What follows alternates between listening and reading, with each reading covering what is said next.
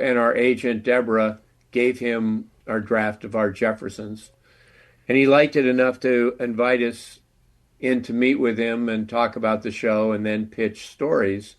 We said, "Well, how many can we pitch?" And he said, "I don't know, as many good ones as you have." And we asked that because at the Jeffersons, you can only pitch three ideas. That is the voice of Emmy award-winning writer, author, and radio personality Ken Levine. Last time we talked about his time in radio, and now we're going to find out how he got into showbiz on the small screen. Tell us about how you became the head writer on MASH. I mean, the journey of getting to do that, because it sounds fascinating. Well, I met my writing partner, David Isaacs, in 1973. We were in the same Army Reserve unit. And he had just joined the unit. We were at summer camp at Fort Carson, Colorado. And I see this soldier reading the biography of George S. Kaufman, the playwright. First of all, it's unusual to see any soldier reading a book, but Kaufman was like one of my idols because I also at this time I was thinking about being a writer. I idolized Woody Allen. I idolized Neil Simon. I idolized Jim Brooks and Alan Burns, who did the Mary Tyler Moore Show. I idolized Carl Reiner. And I idolized Kaufman and Hart, fantastic comedy playwrights. And so David and I got to talking, and at the time I was on K-Men doing 6 to midnight.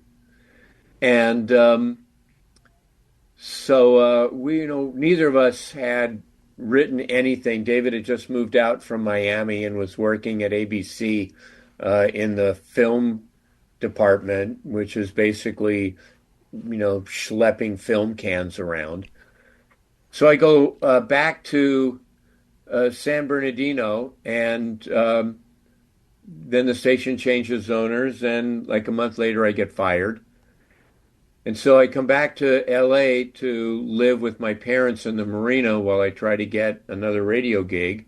And I called David, and I said, I have an idea to write a pilot. You want to write it with me? And we got together, Hamburger Hamlet on Doheny, no longer there, and decided to become partners. We wrote a pilot. It went nowhere. Would have cost probably $30 million to produce in 1973. We didn't know any better. We learned that the way you break in is by writing a script from an existing show. Neither of us had ever taken a writing class. So we both wanted to write Mary Tyler Moore Show. And so this was the days before VCRs. So we would get together every Saturday night. I would hold a silver dollar microphone up to the speaker. We would watch the Mary Tyler Moore Show, and I would do an audio recording of it.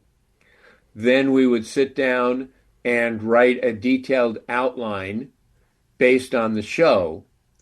And we did that week after week after week until we eventually started seeing the patterns and figuring out just how they broke those stories. Fortunately, I didn't have a girlfriend, so I was free on Saturday nights at 9 o'clock every week. If I was getting laid, I probably wouldn't be a writer today. So we wrote a spec Mary Tyler Moore Show, and it got rejected. We wrote a spec Rhoda, and it got rejected. And the story editor of the Jeffersons read our Mary Tyler Moore Show and liked it and invited us to come in and pitch. And so we did, and we sold an episode to the Jeffersons. Ironically, it happened. We pitched them on a Friday, and then I went down to San Diego to do B100, And my roommate calls me on the hotline and says, "Hey, I thought you should know Gordon Mitchell of the Jeffersons just called and said, call him. I thought it's probably important. You'd probably want to know." Like, yeah, okay. So I put on a record and I call uh, Gordon, and he goes, "Yeah, I want to just give you the good news that the producers liked your idea, and we're going to give you guys an assignment. Come on in Tuesday, and we'll put the story together." Mm. And I'm like, wow. So I hung up the phone, and then my record was ending, and I just went on the air. I remember it was like the 3:30 break, and I went, "3:30 at B100 San Diego. This is Beaver Cleaver. I just sold at Jefferson's. I don't need this gig anymore." And that episode was called Moving On Down, Moving on which down. you and Yeah, Dave Isaacs wrote together. right. Now, Nicole Ross West, Don Nicole, Mickey Ross, and Bernie West were the kind of writing team that was credited every week. How much input did they have in the script? I think a lot. Once we turned in our second draft, we were out of the process, so I don't know how much they wanted to rewrite. Uh, but we did Jefferson's, and then we got a good agent, and we did 2 episodes of a show that's long gone called Joe and Sons, and we did some stories for Barney Miller, and we were pitching around. And then our agent moved to a different agency, and we went with her. And they happened to be the agency that Gene Reynolds, who was the showrunner of MASH, Mm-hmm. was at.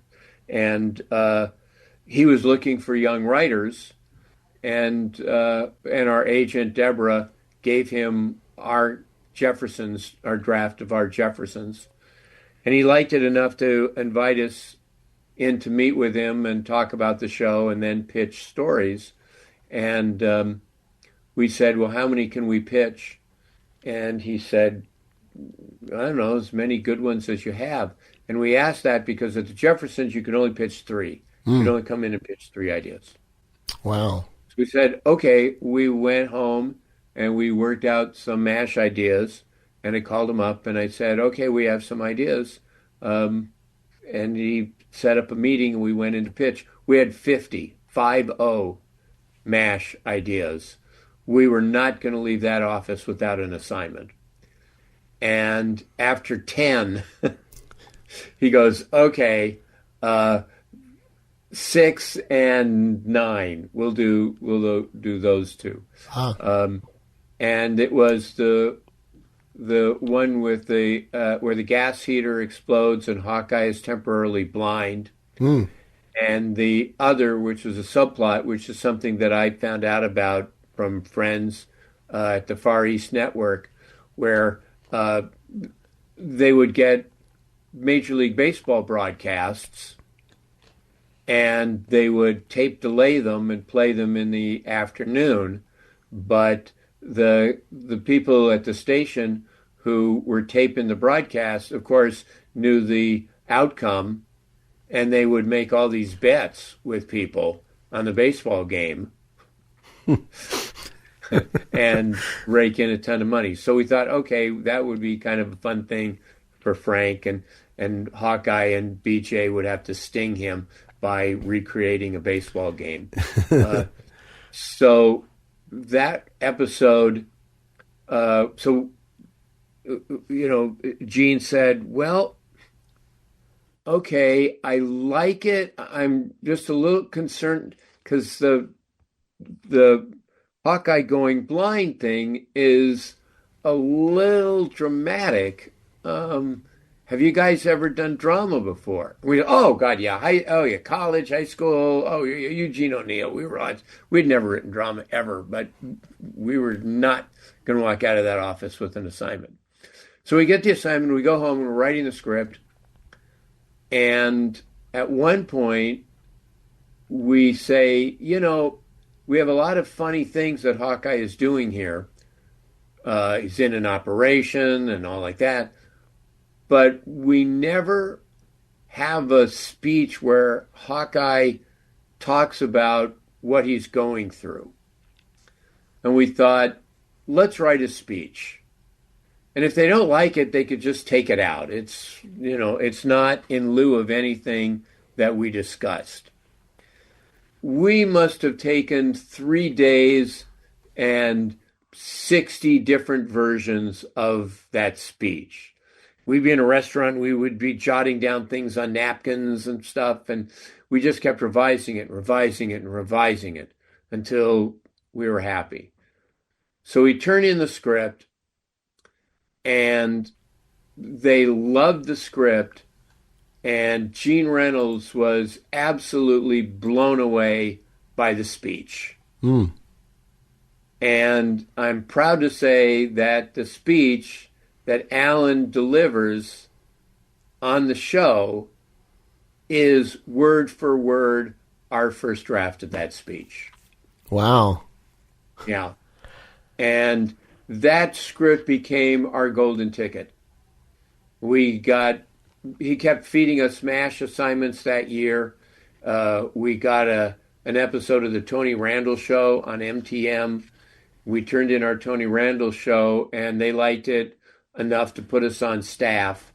So we were on staff of the Tony Randall Show, and we were moonlighting, writing for MASH on the weekends.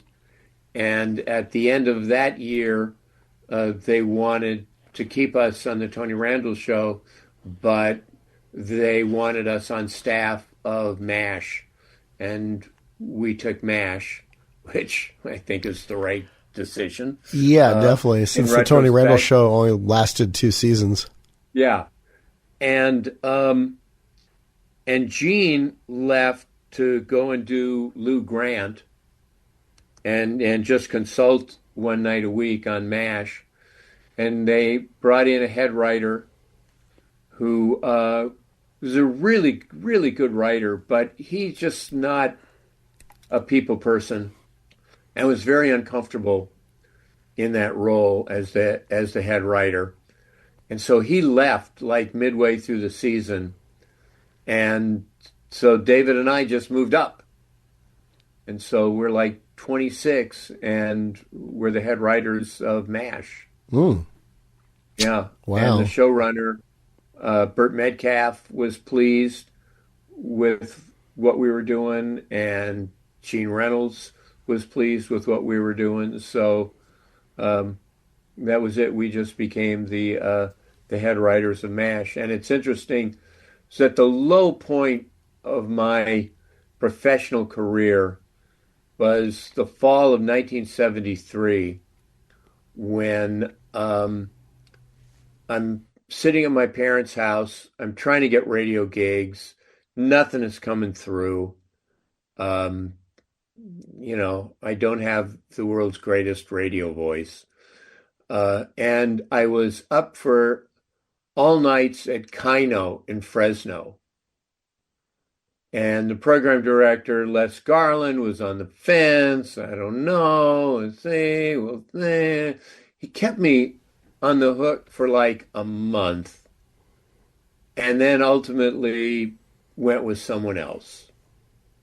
And I thought, Jesus Christ, I can't get all nights in fucking Fresno? Mm. And 3 years later, I'm the head writer of MASH. How often were you on set with the actors when there was filming? We would always have a day of rehearsal where we would have a table reading, and then the actors would go and block out the various scenes, and then we would come and we would watch that. So we were on the set at least one day. We would pop in and out when they were filming, but basically we were in the office. Going out to the Malibu Ranch, my 4 years on MASH, I was at the Malibu Ranch one time only. Mm. Yeah, I mean, we had scripts to write. Yeah, exactly. Did you become close with any of the actors on the show? Alan was at my wedding, and it's now kind of an email group of a couple of writers, and Alan and Mike and Jamie and Loretta and Gary, where we have kind of an email chain where we keep up with each other. We're in conversation with Emmy Award-winning writer, author, and radio personality Ken Levine. And by the way, check out our website on Instagram in case you're wondering what kind of food I like. It's JoshDJ57. That's JoshDJ57 on Instagram. And speaking of food, next time we'll find out about Ken's time writing for Cheers, as well as his role as creative consultant. What exactly does that mean? We'll find that out. Plus, the challenge of writing the final 2 episodes of MASH that Gary Berghoff appeared on.